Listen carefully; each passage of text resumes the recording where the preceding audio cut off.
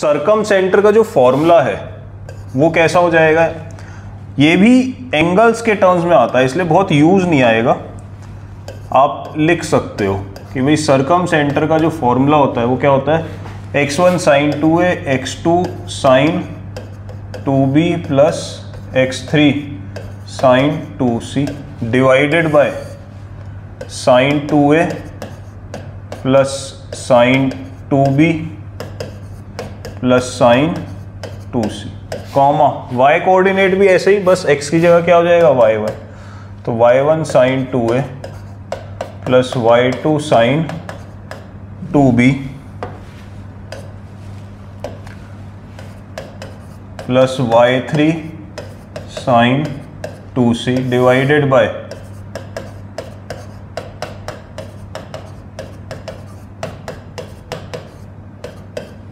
ठीक है। ये एक फॉर्मूला है। अगेन एंगल्स निकाले जा रहे हैं तो ये बहुत ज़्यादा यूज़ आपको नहीं आएगा, ठीक है, बट ये है कि आपको पता होना चाहिए कि भाई ऐसा फॉर्मूला होता है। कभी पूछा भी नहीं गया और क्योंकि बहुत कॉम्प्लिकेटेड हो जाता है तो लेंदी हो जाता है, और ऐसा जेई जैसा कुछ नहीं है कि वो आपको सोचने पे मजबूर करे या ऐसा कुछ ट्रिकी हो, ठीक है ना, ऐसा कुछ नहीं है, ठीक। तो ये हो गया आपका सरकम सेंटर, ठीक है। अब सरकम सेंटर के भी कुछ प्रॉपर्टीज होते हैं, देखना ध्यान से।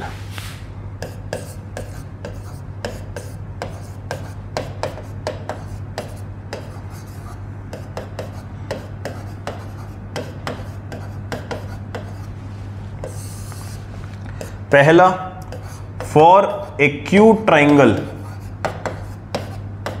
ठीक है ना, सरकम सेंटर जिसे हम O से डिनोट करते हैं, आप पूरा लिखना, circumcentre will lie inside the triangle, ठीक है, जैसे ऑर्थो सेंटर में था। Second, for obtuse angle triangle it will lie outside the triangle, ठीक है, it will lie outside the triangle. For right angle, for a right angle triangle O will be midpoint of hypotenuse.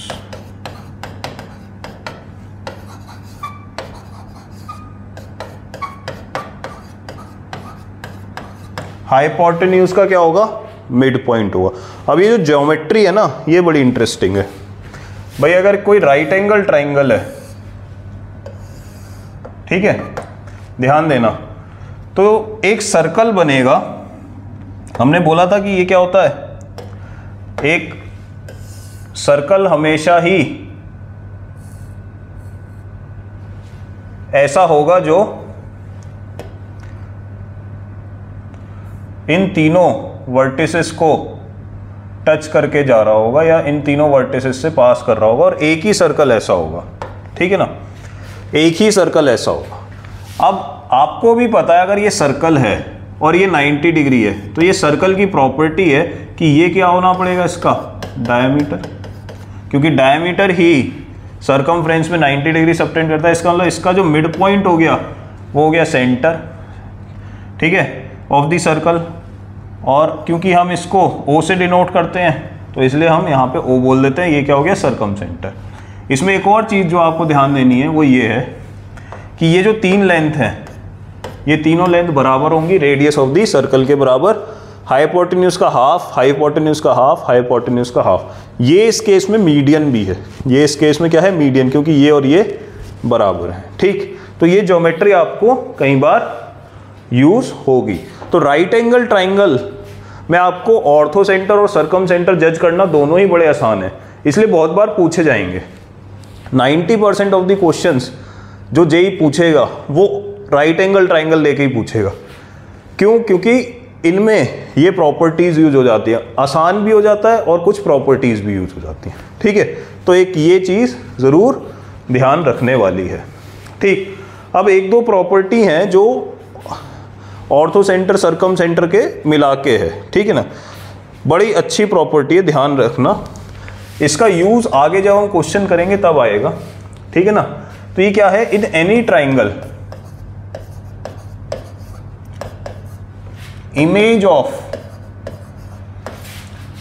Ortho centre in any side of triangle, साथ साथ लिखते रहना, lies on circum circle. इस पे एक question JEE advance 2022 में भी आया है। वो क्वेश्चन दो तरीके से हो सकता है, एक ये प्रॉपर्टी यूज करके, एक और तरीके से, बट इससे कंपैरेटिवली आसानी से हो जाता है, ठीक है ना। तो ये बड़ी अच्छी प्रॉपर्टी है। ये क्या कह रहा है कि भाई कोई भी अगर मैं ट्राइंगल बनाता हूं, ठीक है ना, कोई भी अगर मैं ट्राइंगल बनाता हूं, ठीक है, तो उसका जो ऑर्थो सेंटर होगा से ये, ठीक है, इसका जो इमेज होगा किसी भी साइड में वो सर्कम सर्कल पे लाया करेगा, ठीक है ना। तो हमने बोला ये बीसी में इमेज लेके देखते हैं। इसका मतलब ये जो है ये इसका इमेज होना चाहिए। इमेज का मतलब क्या है कि भाई कोई लाइन में कोई पॉइंट इमेज है, तो ये आई पॉइंट है, ये आई डैश है, तो इसमें दो क्वालिटी होंगी, एक कि ये परपेंडिकुलर होगा, ठीक है ना। जैसे आप मिरर देखते हो, अगर मैं मिरर देख रहा हूं तो मुझे अपनी इमेज एकदम सामने दिखाई देती है, ठीक है ना, और उतने ही डिस्टेंस पे दिखाई देती है। मींस ये जो डिस्टेंस है यहां से यहां तक उतना ही इतना, तो दो क्वालिटीज हैं। तो हमें ये तो पता लग रहा है कि ये इस लाइन के परपेंडिकुलर है। क्यों? क्योंकि ऑल्टीट्यूड पे। अब हमें क्या प्रूफ करना है कि अगर इसे d मान लें तो हमें H D is equal to H dash D proof करना है, ठीक है। अगर हम ये प्रूव कर पाए तो हम ये बोल सकते हैं जो हमने स्टेट किया है कि भाई इसका इमेज सर्कम सर्कल पे लाई करेगा। अब ये कैसे करेंगे, ध्यान देना। मैंने क्या किया, इसको ज्वाइन करा, मैंने क्या किया, इसको ज्वाइन किया, ठीक है, करा। अब देखते हैं कि क्या करें। एक और काम करते हैं, ये जो ऑल्टीट्यूड है इसको भी बना लेते हैं, ये जो ऑल्टीट्यूड है इसे भी बना लेते हैं। बन गया। अब ध्यान देना, मुझे बताओ ये एंगल कितना होगा। ये C है, ये 90 है, तो ये कितना बच गया, 90 माइनस C, ठीक है। अब मुझे बताओ ये एंगल कितना होगा। ये C है, ये 90, तो ये ट्राइंगल में आप देख सकते हो कितना हो गया, 90 माइनस C। अब सर्कल का प्रॉपर्टी है एच डैश सी, ये जो कॉर्ड है ये सर्कमफ्रेंस पे 90 माइनस सी सबटेंड कर रहा है। इसका मतलब ये एच डैश सी यहां पे भी कितना सबटेंड करेगा, करेक्ट। अब जरा देखो ट्राइंगल बी एच डी और triangle B H dash D, ये दोनों देखो, ये एक ट्राइंगल और ये एक triangle.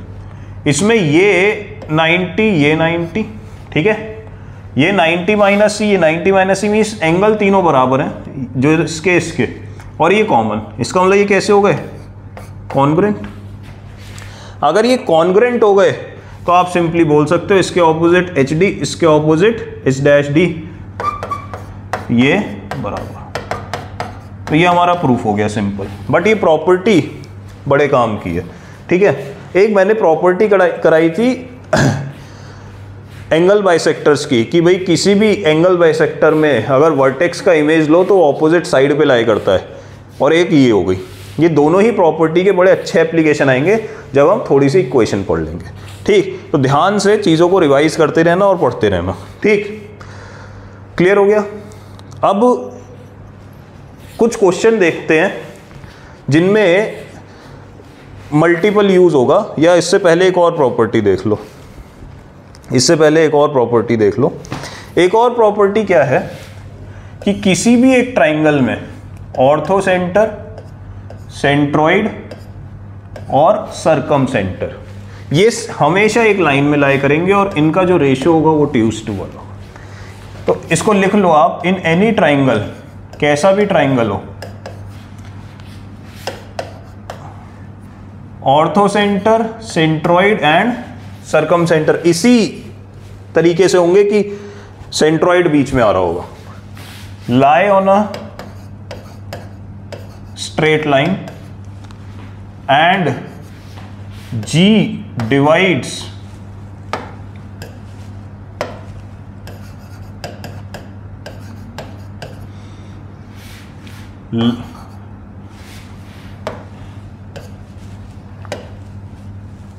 line joining HO internally in the ratio 2:1। ठीक है, इसको कैसे समझ सकते हैं? देखो ध्यान से, अगर मैं एक ट्राइंगल बना लेता हूं ये, ठीक है, थोड़ा सा ठीक से बना लेते हैं।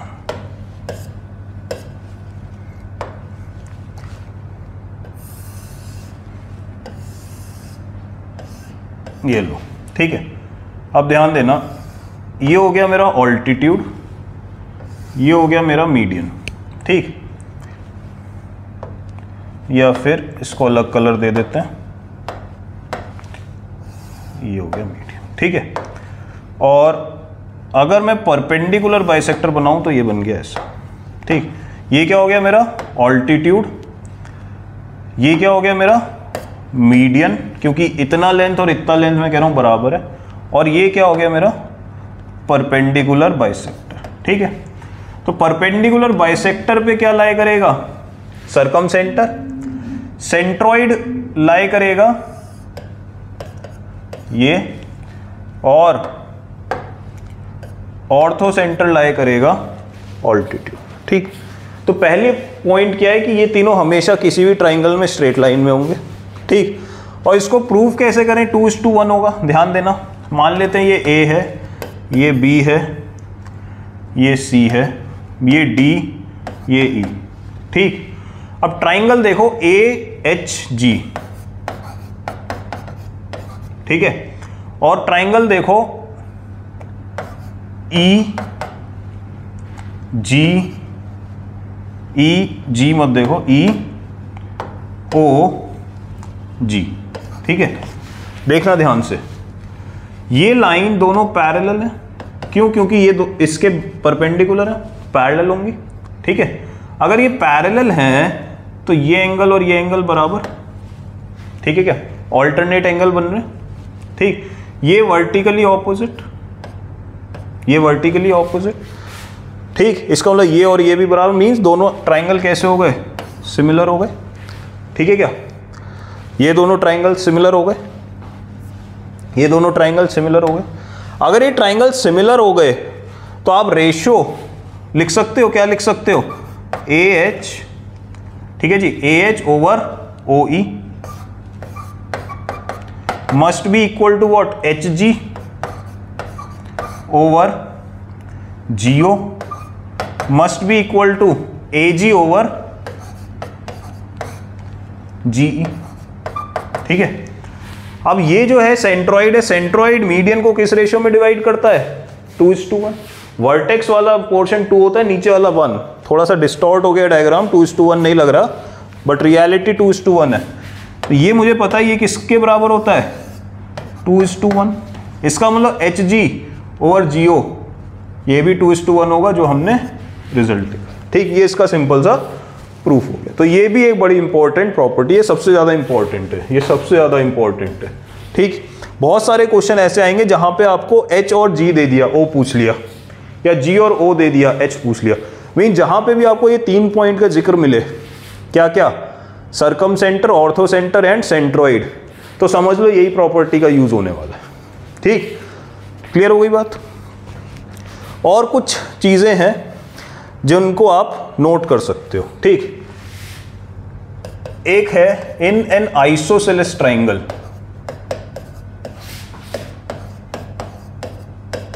ठीक है, कोई भी एक आइसोसेलेस ट्राइंगल है तो उसमें HGOI क्या क्या, ऑर्थो सेंटर, फिर सेंट्रॉइड, फिर सरकम सेंटर, इन सेंटर, ये चारों ही lie on a straight line, ये चारों ही एक स्ट्रेट लाइन पे आएंगे। ठीक है, और स्ट्रेट लाइन कौन सी होगी ये भी समझ सकते हो आप। अगर ये आइसोसेलेस ट्राइंगल है तो ये ऑल्टीट्यूड डालूं मैं तो ये और ये ट्राइंगल कॉन्ग्रुएंट, ये दोनों साइड सेम, ये कॉमन, और आइसोसेलेस है तो ये एंगल इसके बराबर, ये 90 है।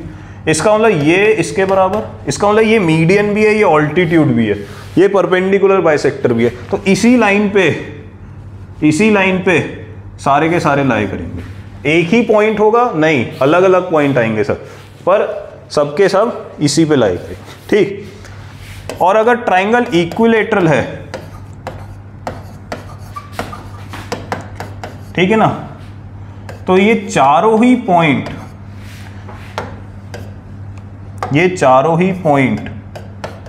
Are same. ठीक है ना, एक ही पॉइंट मिलेगा, चारों वही होंगे। तो इनका वाइसे वर्सा ज्यादा यूज होगा। वाइसे वर्सा कैसे, कि भाई आपको कहीं दिख गया कि ये चारों एक ही लाइन पे आ रहे हैं, इसका मतलब ट्राइंगल आइसोसेलेस, ये चारों सेम है, इसका मतलब ट्राइंगल इक्विलेटरल। ठीक, तो उल्टा ज्यादा यूज होगा। ठीक, तो एक ये प्रॉपर्टी है जो आपको याद रहनी चाहिए। अब कुछ क्वेश्चन देखते हैं कि भाई किस तरीके के आ सकते हैं। ठीक, तो पहला क्या है कि आपको ये दे दिया,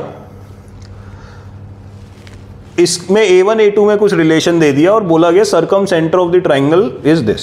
ठीक, A1 A2 में कुछ रिलेशन दे दिया, where A1 B1 A2 B2 A3 B3 क्या है। तो मैं इसका सॉल्यूशन कर रहा हूं, आराम से पढ़ो, 2 मिनट पॉज करके सॉल्व कर सकते हो। ठीक है ना, तो ये A1 B1 A2 B2 और ये क्या हो गया A3 B3। ठीक है क्या, ये एक ट्राइंगल बन गया। ये ट्राइंगल में क्या गिवन है, ये रिलेशन गिवन है। अब ये रिलेशन देख के मुझे एक चीज समझ में आ रही है कि क्या हो रहा है, x2 minus x1 x3 minus x1 means y2 minus y1 y3 minus y1, इस तरह की कुछ रिलेशन है। इसका मतलब क्या है कि शायद कुछ स्लोप वाला चीज बन रहा होगा। ठीक है, पर स्लोप वाली चीज में क्या होता है, डिनोमिनेटर में आता है y2 minus y1 upon x2 minus x1। तो इसको थोड़ा सा रीअरेंज करते हैं, इस एक्सप्रेशन को रीअरेंज करते हैं, देखें तो क्या बनता है। इसको एक तरफ ले जाते हैं तो हो जाएगा A2 माइनस A1 और A3 minus A1 is equal to minus times B2 minus B1 और B3 माइनस B1। ठीक है क्या, यही है। अब B2 B3 क्या है, वाइज है, और A2 A1 क्या एक्सेस है। ठीक है ना, तो इसको जरा डिनोमिनेटर में लेके जाते हैं तो ये हो जाएगा B3 अपॉन A3 इंटू, ठीक है, ले कर सकते हैं भाई, इसके डिनोमिनेटर में ले गए तो ये किसके बराबर बच जाएगा, -1। इसका मतलब ये जो स्लोप है और ये जो स्लोप है, ये किसके स्लोप है। अगर इसको A बोल दिया जाए, इसको B बोल दिया जाए, इसको C बोल दिया जाए, तो ये क्या हो जाएगा, ये हो जाएगा M B3 माइनस B1 वाला ये रहा AC और इंटू M, अब तो खुद समझ में आ रहा होगा, ये रहा AB, ये प्रोडक्ट है -1। इसका मतलब ये एंगल कितना होगा, 90 डिग्री। मीन्स ट्राइंगल कैसा है, राइट एंगल। अब ये इसी चीज का क्वेश्चन है, बस अगर आप ये पकड़ लिए तो आपका क्वेश्चन हो गया। ये परपेंडिकुलर, इसका मतलब ट्राइंगल राइट एंगल। हमने बोला था राइट एंगल ट्राइंगल में जो हाइपोटेन्यूज का मिड पॉइंट होगा, ये क्या होगा, सरकम सेंटर। मिड पॉइंट लिखने का बड़ा आसान तरीका, A2 बढ़िया हो गया, सिंपल, क्लियर। तो एक चीज़ ज़रूर ध्यान रखना कोऑर्डिनेट करते हुए कि भाई डायग्राम ज़रूर बना लो। एक तो आपने जब ऑर्थो सेंटर वाला क्वेश्चन भी देखा 0 0 4 0 3 4 आया था, तो मैंने जैसे ही डायग्राम बनाया मुझे दिख गया एक वाई एक्सिस के पैरेलल लाइन ऑर्थो सेंटर है, इसका मतलब मुझे एक इक्वेशन कम बनानी पड़ी। यहाँ पे भी देखो डायग्राम बना तो मुझे समझ में आया कि ये राइट एंगल ट्राइंगल है। तो डायग्राम ज़रूर बनाओ, ज्योमेट्री है ही डायग्राम की, है ना, तो डायग्राम ज़रूर बनाओ, बहुत सिंपल है। चलिए एक और देखते हैं क्या कह रहा है। ये इक्विलेटरल ट्राइंगल के वर्टाइसेस हैं तो ये प्रूफ करना है।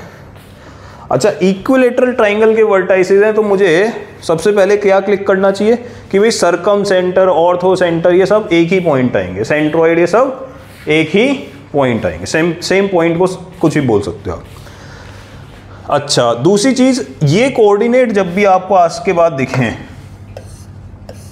ठीक है, ये क्या है याद करो, r cos theta r sin theta, polar coordinate, polar coordinate system में हमने पढ़े थे, ठीक है ना।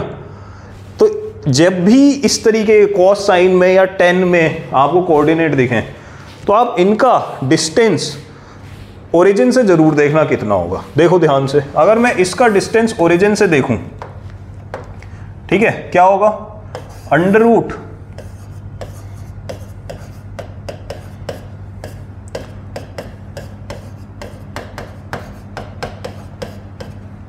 होगा। अब मुझे बता दो तो ये क्या हो गया, a और अंडर रूट, ये तो कुछ देखा देखा लग रहा है, कॉस स्क्वायर ए प्लस साइन स्क्वायर ए क्या होता है, 1 होता है। इसका मतलब इसका डिस्टेंस ओरिजिन से 1 है। सेम इसका केस है, ए की जगह b आ गया, सेम इसका केस है।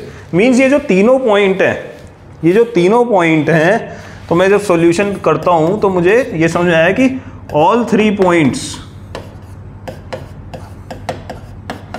Are at same distance, are at same distance from origin.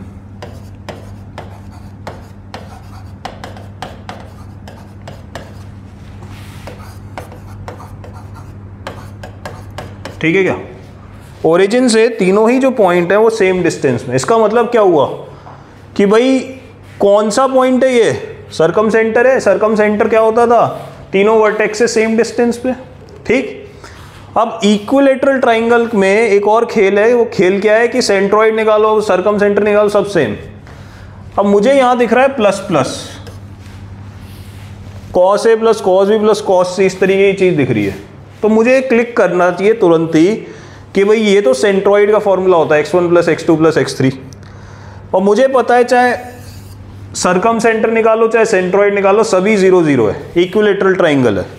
तो बस आपने लगा देना, यही लगा दो। तो ये क्या हो गया, a cos a plus a cos b plus a है, हाँ, a cos c divided by 3, ये हो गया x coordinate of the centroid, और ये हो जाएगा आपका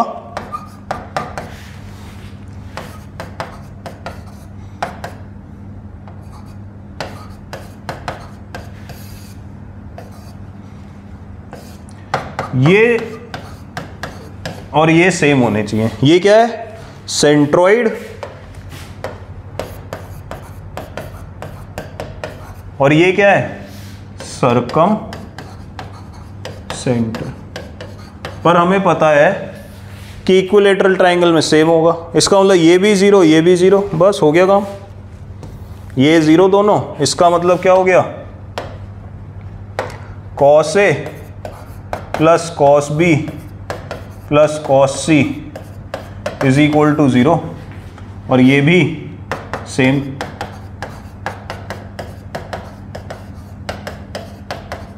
ठीक है जी, ये भी 0 ये भी 0, सिंपल, क्लियर।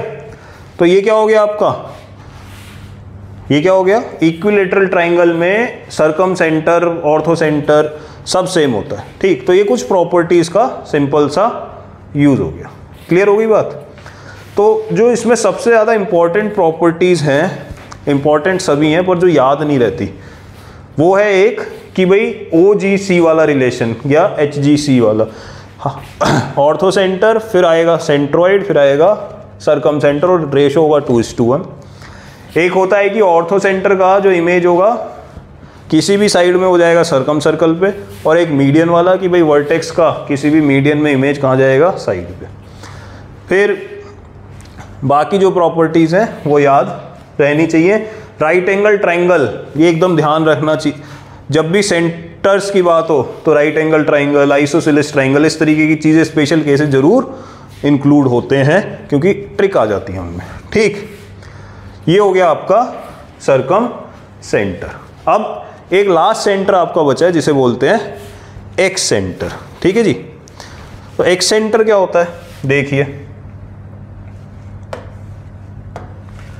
तो ये मान लीजिए कोई ट्राइंगल है, ठीक है, और हमने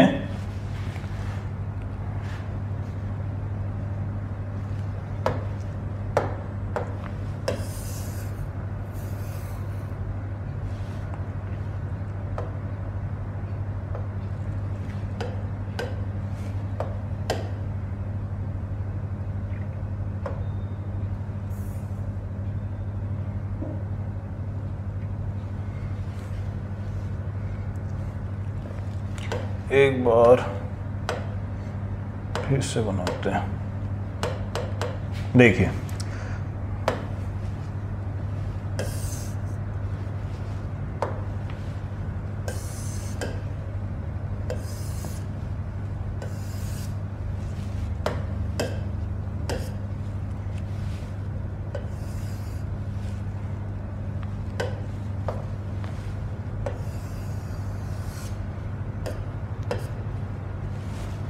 देखिए ध्यान से, अब कोई भी एक ट्राइंगल है ABC, ठीक है ना, हमने क्या किया, हम किसकी बात कर रहे हैं, एक्स सेंटर।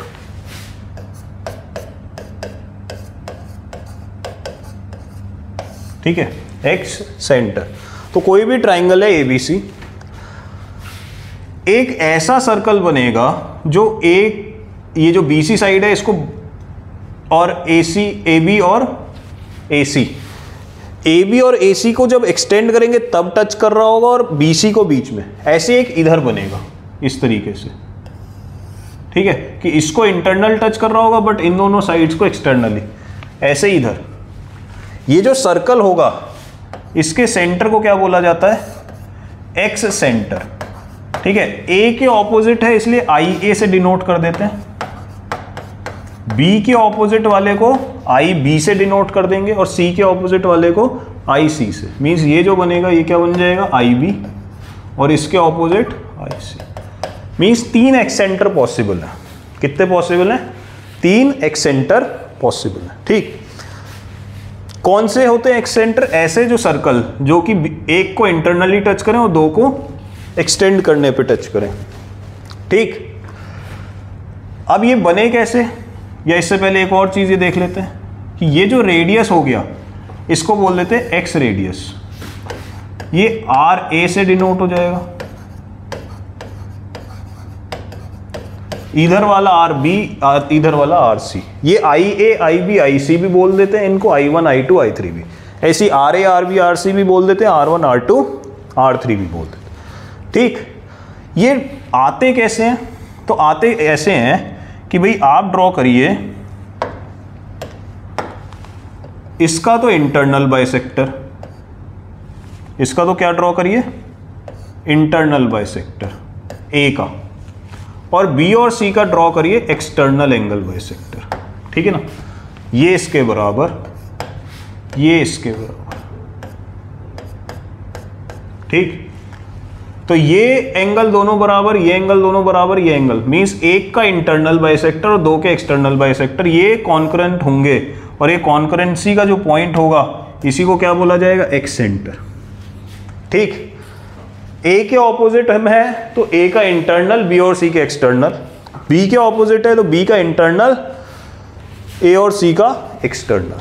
ठीक, इसको बोला जाता है एक्स सेंटर। ठीक, जैसे आपने इन सेंटर पढ़ा ऐसे ये क्या हो गया, एक्स सेंटर। क्लियर हो गई बात। अब पॉइंट ये है कि भाई ट्राइंगल एबीसी है, ट्राइंगल एबीसी है, ठीक है, और इसके वर्टाइसेस गिवन है,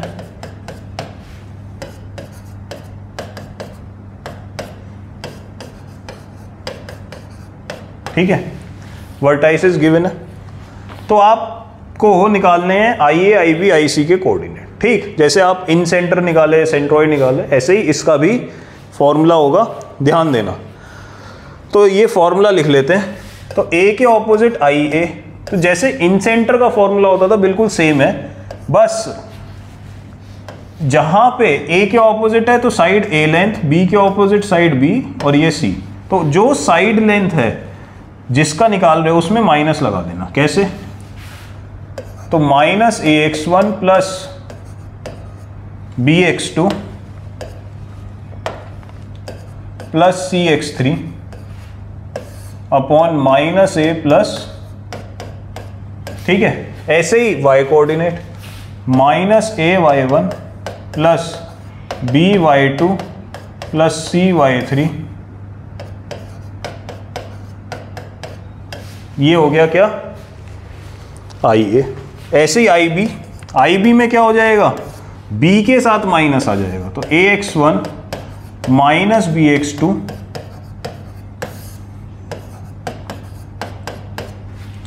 और ये हो जाएगा ए वाई वन